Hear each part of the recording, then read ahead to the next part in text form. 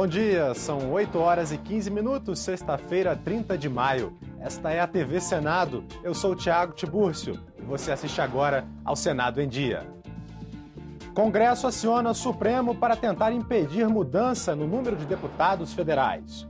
Ministro Joaquim Barbosa vem ao Senado e anuncia a aposentadoria do STF. Estudantes estrangeiros que vivem no Brasil podem ganhar o direito de participar do programa Universidade para Todos.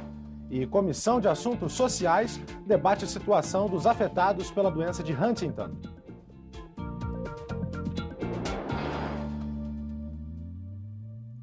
O Congresso entrou ontem com 2 ações no Supremo para tentar impedir a mudança no número de deputados federais. Senado e Câmara questionam a resolução do Tribunal Superior Eleitoral que alterou o tamanho das bancadas em 13 unidades da federação. O cálculo, com base no número de habitantes, não era refeito há 20 anos. É a segunda vez que o Tribunal Superior Eleitoral tenta mudar o tamanho das bancadas estaduais. A primeira foi no ano passado. Pela resolução desta semana, o TSE reduz o número de parlamentares em 8 estados. Paraíba e Piauí, 2 cada. Alagoas, Espírito Santo, Pernambuco, Paraná, Rio de Janeiro e Rio Grande do Sul ficam com 1 deputado a menos. 5 estados ganham. Pará, 4. Ceará e Minas Gerais, 2. Amazonas e Santa Catarina, 1. O Congresso é contra e entrou na Justiça para tentar impedir a mudança. Numa ação declaratória de constitucionalidade, a mesa do Senado pede que o Supremo Tribunal Federal reconheça um decreto legislativo aprovado em 2013. O texto anula a primeira resolução do TSE e mantém o número de deputados. A competência é do Congresso Nacional em fixar a quantidade de membros de cada estado na Câmara Federal, o que afeta também as assembleias legislativas. O presidente da Câmara também entrou com uma ação no Supremo, mas de inconstitucionalidade. O deputado Henrique Eduardo Alves questiona uma lei de 20 anos atrás que serviu para o TSE alterar o número de parlamentares. A decisão tem que ser rápida, porque estamos com as portas das convenções e nós temos que ter clareza e definição das composições de bancada. E segundo a nossa interpretação do Senado também, apenas por lei complementar, ela poderia ser alterada. O presidente do Supremo Tribunal Federal, ministro Joaquim Barbosa, vai se aposentar em junho. Ele anunciou a decisão ao presidente do Senado. Joaquim Barbosa chegou cedo ao Senado e não quis gravar a entrevista. O presidente do Supremo foi recebido por Renan Calheiros e pelos senadores Eduardo Braga e Eunício Oliveira. Ele disse que vai deixar o Supremo Tribunal Federal, comunicou que aquela visita era, sobretudo, uma oportunidade para se despedir. E, como eu disse, nós ficamos tristes porque ele realmente é uma bela referência e a convivência que nós tivemos como representantes dos poderes foi uma convivência muito boa. Renan Calheiros disse ao ministro que o Senado pretende votar o projeto do novo Código de Processo Civil até julho. Isso é muito bom para o Brasil porque é, sobretudo, uma oportunidade para que nós possamos reduzir para metade o prazo dos processos, o tempo dos processos, e simplificá-los. O Banco do Brasil e a Caixa Econômica Federal vão pagar ao Senado R$100 milhões pela folha de pagamento dos servidores da Casa. O contrato de concessão por 5 anos foi assinado ontem pelo presidente Renan Calheiros e a diretoria dos 2 bancos. De acordo com o Renan, o dinheiro será aplicado em melhorias no plenário e nas comissões, na modernização da TV e da Rádio Senado e no setor de processamento de dados. A CPI da Petrobras no Senado ouviu ontem o depoimento do ex-diretor da área internacional da empresa, Jorge Zelada. Ele foi o sucessor de Nestor Cerveró, autor do relatório que embasou a compra da refinaria americana de Pasadena.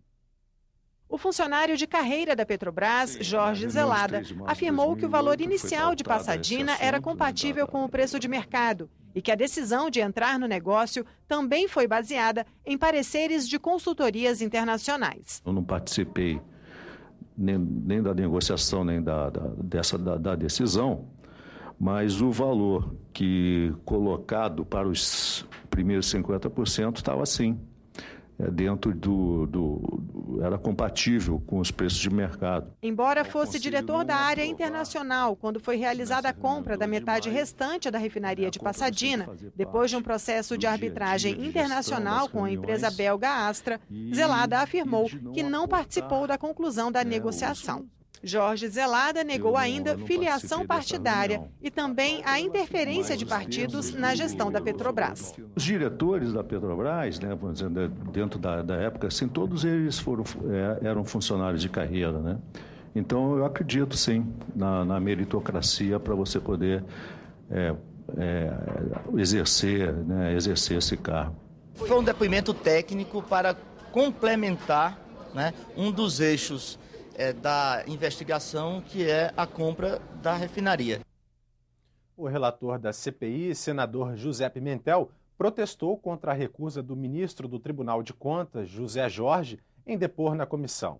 Ele integrou o Conselho de Administração da Petrobras e atualmente acompanha processos que envolvem a companhia. Por ofício, José Jorge alegou que ministros de outros tribunais superiores estão dispensados de prestar esclarecimentos. Pimentel pediu à Comissão de Constituição e Justiça um parecer sobre a negativa do ministro em comparecer à CPI. Estudantes estrangeiros que vivem no Brasil podem ganhar o direito de participar do programa Universidade para Todos. A Comissão de Relações Exteriores foi favorável à proposta, que agora vai ser analisada na Comissão de Educação. Somente estudantes brasileiros sem diploma de nível superior são beneficiados pelo programa Universidade para Todos. O ProUni do Ministério da Educação concede bolsas de estudo integrais e parciais em instituições privadas de educação superior.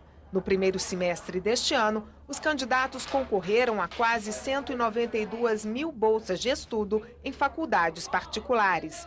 O projeto, em análise no Senado, estende o programa a estudantes estrangeiros residentes em situação regular no Brasil. Na Comissão de Relações Exteriores, a preocupação foi quanto aos custos da proposta. O programa ProUni, se ele tem recursos suficientes para atender a todos os brasileiros. Aqui está claro que a prioridade é os brasileiros. Havendo recursos excedentes, esses recursos poderão ser usados para bolsistas estrangeiros também. Agora, o jovem residente que tem pais estrangeiros e que nasceram fora, eles já são brasileiros, eles vão ficar aqui. E interessa a gente que eles sejam formados. E os senadores marcaram para a próxima quinta-feira a votação de um projeto que acaba com o sigilo bancário nas operações de crédito feitas por instituições oficiais brasileiras a outros países. A intenção do autor, senador Álvaro Dias, é garantir o acesso à informação a empréstimos, como o que o Brasil concedeu a Cuba na construção do Porto de Mariel. Nos valemos da Lei de Acesso à Informação e requeremos informações sobre os empréstimos concedidos a Cuba e a Angola. E o governo negou essas informações, ou seja, está comprometendo inclusive um avanço que é a Lei de Acesso à Informação. É possível que haja cláusulas de confidencialidade relativas ao que interessa a outras nações. E a lei complementar número 105 já define que se houver qualquer indício de irregularidade, tudo aí poderá, por decisão da Justiça, se quebrar o sigilo bancário. As reivindicações do Bom Senso Futebol Clube chegaram ao Senado. A Comissão de Educação, Cultura e Esporte debateu o descontrole financeiro dos clubes e um calendário de jogos que não sacrifique os atletas. Jogadores do movimento Bom Senso Futebol Clube, formado por atletas profissionais que buscam melhores condições de trabalho, reclamam do calendário dos campeonatos no Brasil. Na Inglaterra, grandes clubes jogam em média 50 vezes por ano. Por aqui, são 68 partidas. Já as equipes pequenas brasileiras, que concentram a maior parte dos 19 mil atletas, jogam apenas 15 vezes. Tem que ser feita alguma coisa para se dar condições desses clubes menores terem mais jogos durante o ano para poder serem autossustentáveis, para poder se manterem? Um time de futebol hoje 20 atletas. Normalmente, os times de primeira divisão têm mais, em torno de 30 atletas. Mas vamos colocar aí 18, 20 atletas. Muitos meninos da base complementam esses plantéis, esses times menores. Mas há um custo de deslocamento, há um custo de comissão técnica, há um custo de hospedagem, há um custo de arbitragem. Isso tudo tem que ser levado em conta dentro de uma mudança de calendário. Nós não podemos simplesmente mudar um calendário e não estabelecer a regra financeira de quem vai pagar essa conta. Na audiência também foi discutida a renegociação das dívidas dos clubes, que apenas no ano passado chegaram a 2,5 bilhões de reais somente com o governo. E 18 dos 20 times da Série A atrasaram salários de jogadores. O governo elabora um projeto de lei de responsabilidade fiscal dos clubes. As dívidas seriam parceladas. Em troca, os times aceitariam regras como rebaixamento em caso de inadimplência. Não se pode falar em financiamento se nós não alinharmos esse financiamento com uma contrapartida dos clubes na questão da governança, da gestão. A audiência foi fundamental para apresentar os problemas do futebol nacional. O problema do calendário e o problema a reivindicação do bom senso sobre o fair play. Nós percebemos que nós temos o pior calendário dentre todos do futebol mundial. E isto é uma necessidade. Por outro lado, foi apresentado a resistência por parte da CBF em alterar e atender às reivindicações dos atletas apresentadas pelo Bom Senso Futebol Clube. Os doentes de Huntington cobram direitos, principalmente aposentadoria por invalidez. A doença, ainda pouco conhecida no Brasil, foi o tema de audiência pública na Comissão de Assuntos Sociais. A doença de Huntington é rara. Uma alteração genética provoca a morte de neurônios em determinadas regiões do cérebro, comprometendo os movimentos, a fala, o conhecimento. O doente passa por momentos de depressão, apatia, agressividade e pode chegar ao suicídio. É hereditária. O risco de portadores do gene transmitir a doença para os filhos é de 50%. Estima-se em 20 mil o número de doentes no país. Na audiência pública realizada na Comissão de Assuntos Sociais, o desconhecimento da doença pela sociedade foi apontado como um grande dificultador para se avançar em políticas públicas. Os benefícios da Previdência, por exemplo, não alcançam os doentes de Huntington. A minha irmã, doente de Huntington, ela tentou, inclusive na justiça, aposentadoria por doença, por invalidez. Ela só conseguiu quando ela já estava acamada numa cadeira de rodas, que foi lá que eles viram que eles concederam aposentadoria. Médico perito, ou ele é médico e além de médico é perito, e para isso ele deve ter se especializado, deve ter feito uma série de cursos e saber que o segurado ou está enganando ou o quer enganar e dizer, o senhor não tem nada, ou então aceitar que existe uma doença chamada Huntington, que poucos conhecem, que aparece tardiamente. O presidente da CAS, que possui doentes de Huntington na família, criou um grupo de trabalho para levar os problemas apontados para os Ministérios da Saúde, Trabalho e Previdência. Por ser uma doença altamente incapacitante, é preciso que o Ministério da Previdência reconheça isso e que, com alguma antecedência, preventivamente, é a única forma de minimizar. Senão, a pessoa só vai ser aposentada a hora que já estiver numa câmara sem poder se locomover ou coisa desse tipo. A representante do Ministério da Saúde lembrou que a doença faz parte da Política Nacional de Atenção às Doenças Raras, recém-lançada pelo governo, mas a Previdência Social concordou que o Ministério está em débito por não atualizar a lista de doenças que garante o acesso ao auxílio-doença e à aposentadoria por invalidez. Estamos devendo, estamos em atraso com essa revisão dessa lista. Então, acho que o Ministério da Previdência tem que ser uma portaria interministerial. O programa Eco Senado é um dos vencedores da etapa distrital do Prêmio Sebrae de Jornalismo. A matéria sobre o aproveitamento de resíduos de jardins foi a melhor na categoria reportagem cinematográfica. A premiação repercutiu no plenário. O programa Eco Senado, como disse, há 8 anos está na grade. e tem sido classificado como um dos melhores programas da grade da TV Senado. E, em particular, quero aqui cumprimentar o senhor Carlos Alberto Pereira, que é da TV Senado, um servidor terceirizado da TV Senado, e que foi o responsável por esse prêmio. Foi ele quem ganhou o prêmio Sebrae na etapa distrital de melhor reportagem cinematográfica. O programa selecionado foi exibido no final do ano passado e apresenta técnicas para o reaproveitamento de podas de jardim. Em um sítio nos arredores de Brasília, o Ecosenado mostra o trabalho do produtor rural Dario Ascar.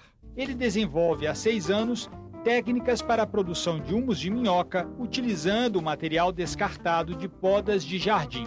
Segundo ele, técnicas que poderiam ser empregadas em todas as cidades brasileiras. O resultado seria a produção de adubo orgânico de qualidade em larga escala. As pessoas podam o jardim e não sabem o que fazer com o resíduo. Então, na falta como eles não sabem o que fazem, inevitavelmente esse resíduo ou é descartado em qualquer lugar por aí, no terreno baldio ou aqui na zona rural, ou então vai para o lixão. E esse resíduo ir para o lixão é um problema seríssimo, porque essa matéria orgânica ela vai sofrer um processo de decomposição anaeróbico, isso vai gerar gás metano, entende? Que é um gás, é um dos gases do efeito estufa, e é um gás problemático, porque é muito inflamável. O programa apresenta técnicas de compostagem que permitem transformar em 2 a 3 meses o que antes era apenas resíduo em adubo orgânico de alta qualidade. Eu olho isso tudo, assim, para mim é tudo uma riqueza, tudo é uma coisa preciosa. O programa será reprisado hoje às 5h10 da tarde. O Ecosenado também está disponível em nossa página na internet.